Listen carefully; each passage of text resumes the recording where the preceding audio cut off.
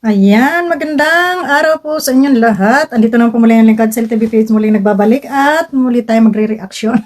Kumusta na po ang lahat? Ayan, pasensya na po kayo at alam niyo naman tayo ay medyo pasulpot-sulpot lamang, ano? Talaga namang tayo ay mayroong mga kabisihan. So, sino nga ba yung ating re-reaction ng pero bago ang lahat? Shout out muna sa aking mga kasamahan. Ayan. Kay Ate Glo, Sis Hayat, ayan, Sis Hasa, Sis Jacqueline and Ate Erma Galo Mix Vlog. Pakisili po ang kanyang channel. May channel po yan si Ate Erma. At Kaberks, Sis Hayat. Ayan. At Tita Lydia kung saan ay trending ngayon ang ating Tita Lydia, no? At ito na yung ating medyo papalaga ng kaunti, no? Itong sinasabi dito ni asawa ni Wow Light. Sino ba ito?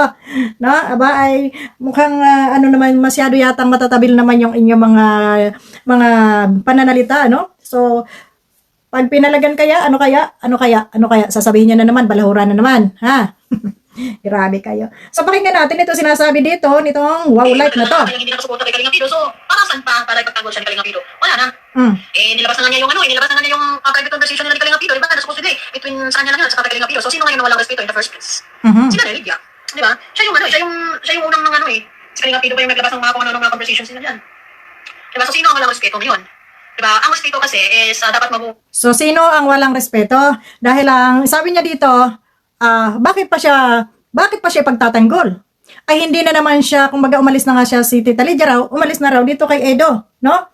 Bakit pa raw siya ipagtatanggol? Ibig sabihin, wala na sa Edo pakialam kahit babuyin ka, bastusin ka, matanda ka dyan, alipustain ka, durugin ka dyan, pagsamantalhan ka dyan, wala nang pakialam dyan sa Edo, no?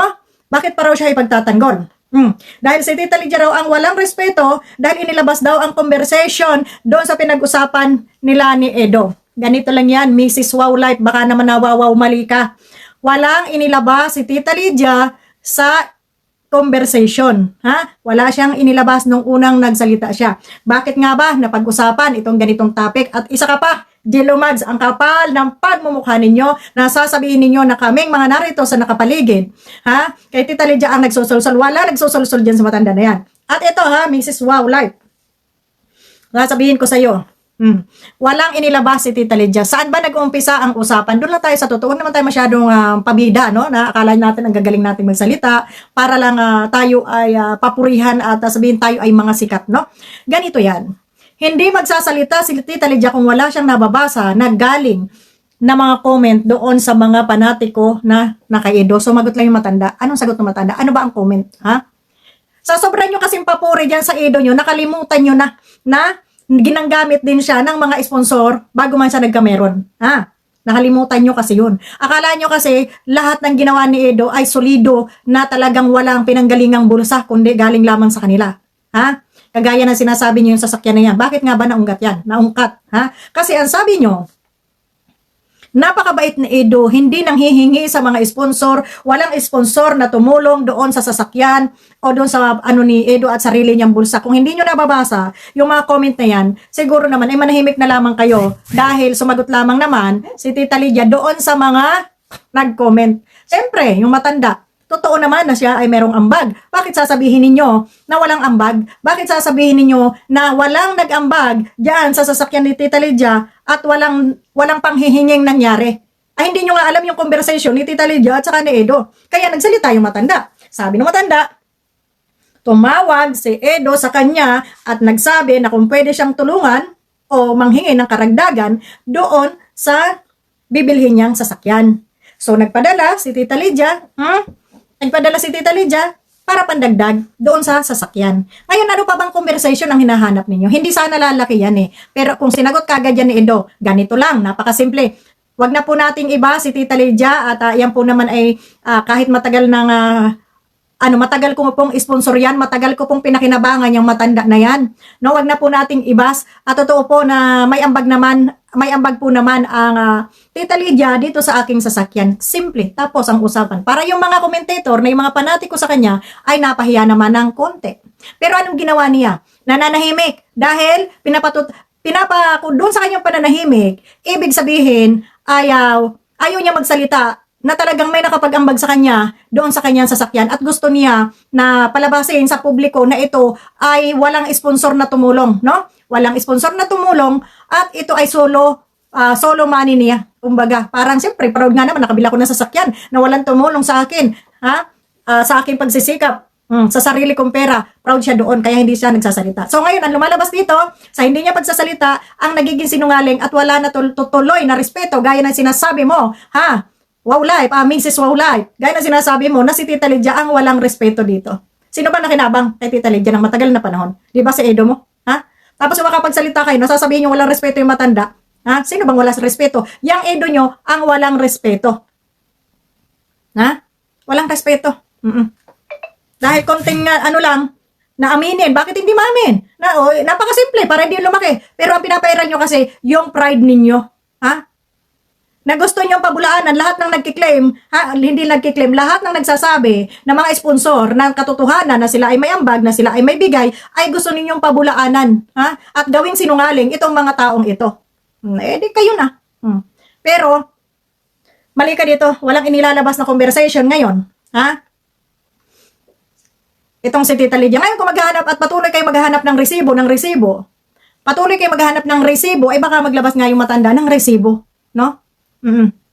Baka maghahanap nga ng resibo. At sino-sino yung mga tao na nakakaalam dyan, andyan lang sa tabi-tabi ninyo. No? Andyan lang. Lahat ng mga ay nakakaalam dyan sa kampo ninyo, na andyan sa hanay ninyo, sa loob ng kalingap, mayroong tao dyan na may hawak ng resibo na galing kay Tita Lydia. Pero si Tita Lydia, walang inilalabas na resibo. Pero mapilit kasi kayo, kaya kailangan niyang maglabas ng resibo. Ngayon sasabihin mo dito, walang respeto. Yung pang nakatulong, yung pang matanda, ang walang respeto. Na nagsasabi lamang ng totoo, abay pambihira kayo. Ibang klase, Ibang klase rin itong mga panatikong ito. Diba? Matagal na nga tayo hindi nakasuporta kay Kalinga Pido. So, para saan pa? Para ipagtanggol siya ni Kalinga Pido. Wala na. Wow, ha? Kapal din ang mukha, no? Para saan pa? At ipagtatanggol siya ni Kalinga Pido na matagal nang hindi nakasuporta. Kailan lang hindi nagsuporta? Ha? Ito nang nangyaring kaguluhan. Ha? Ito nang nangyaring kaguluhan. Pero ilang taon nilang pinakinabangan itong matandang ito? Ha? Ilang taon? Hanggang sa kanya mga beneficiary. Di ba?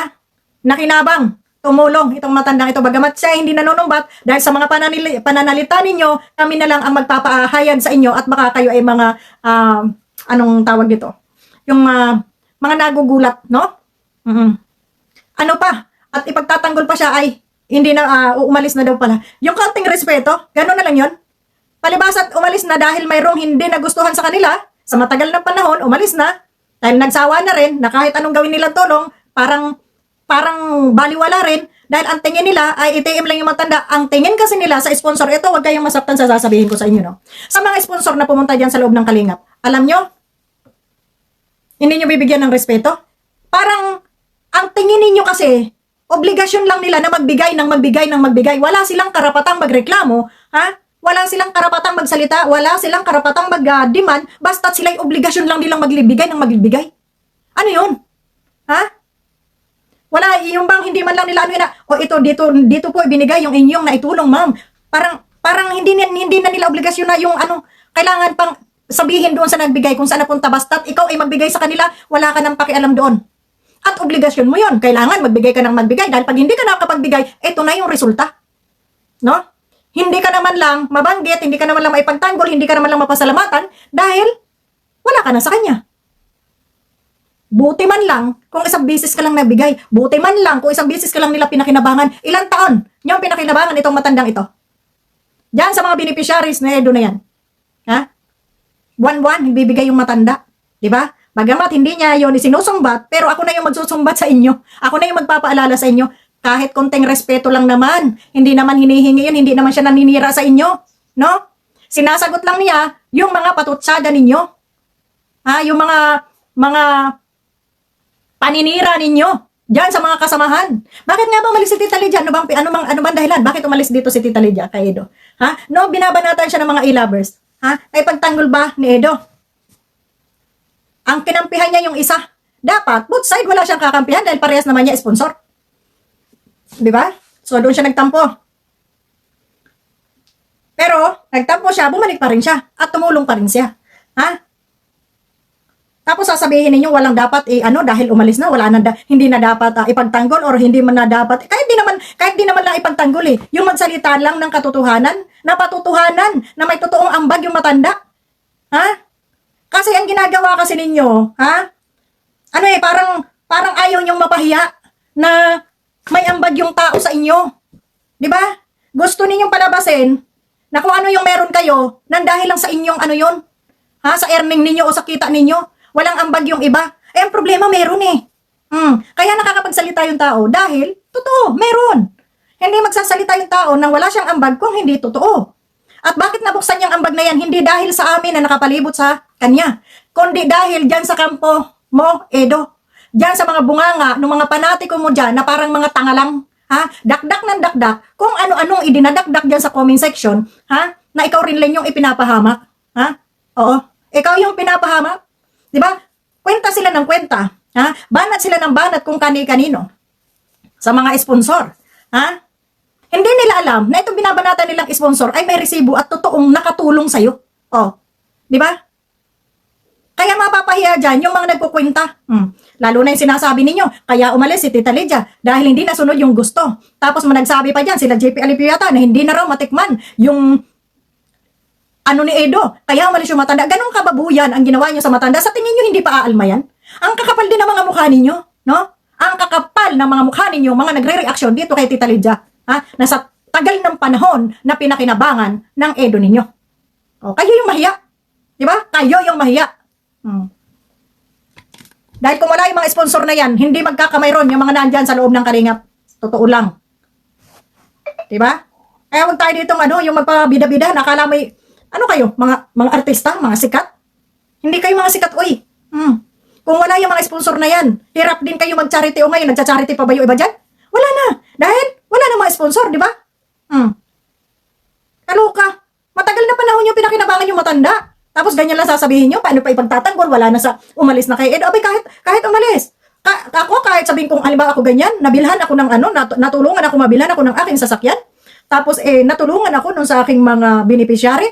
Kahit umalis yan sa akin, ha? Normal, expected ko na yan dahil hindi naman habang buhay nasa akin yung sponsor. Tapos na akong matulungan, tapos na siyang natumulong sa akin sa loob ng ilang panahon. Abay, dapat ko naman pasalamatan kahit yan ay umalis na sa akin. Hindi habang buhay, ha? Na kayo ay susustentuhan ng matanda na yan. Tapos nung umalis na, hindi nyo man lang bigyan ng kaunting respeto. Abay, asan yung mga apog nyo? Ang kakapal naman. Di ba? So, yun lang. Namamali ka dyan, ha? Wow, life. Hindi naglalabas si Tita Lydia ng resibo na sinasabi ninyo. Ngayon, kay mapilit man kayo, ay baka maglabas na nga yan ng resibo. At saka yung sinasabi ninyo, na si Tita Lydia ang walang respeto, oy, dandahan ka, babae ka, ng pansasalita na siya ay walang respeto. Ha? Di ba? Pinagtatanggol lang ng matanda yung kanyang sarili sa mga nababasa niyang comment. Kaya siya nagsalita ng ganun. Dahil sinabi doon sa nag-comment na walang nag-ambag, ha? Walang sponsor, hindi nang hihingi sa Edo na sponsor. Ay, nagsalita yung hiningan. Paano ba yun? Oh. Tapos sasabihin niyo maglabas ng conversation, maglabas ng resibo, maglabas ng message, conversation diyan sa totoong nanghingi. Tawag na yung ginawa eh. O paano kayo magkakaroon ng conversation diyan? Hindi naman yun na-record. Di ba? Kung baka hindi na-record, hindi na ba paniniwalaan yung nagsalita na siya ay may ambag doon? Hindi mauungkat yan, mga ambag-ambag na yan. Ha? Kung hindi din dahil sa mga bunganga ng mga viewers niya dyan or ng mga panatiko o ng ibang mga sponsor na nakadikit dyan sa Edo ninyo. Ha? Kaya wag niyo sabihin na si Tita Lydia pa ang basto, si Tita Lydia pa ang walang respeto. Sino ba yung baby boy niyo para respeto? Nagrespeto ba yan sa mga kababaihan?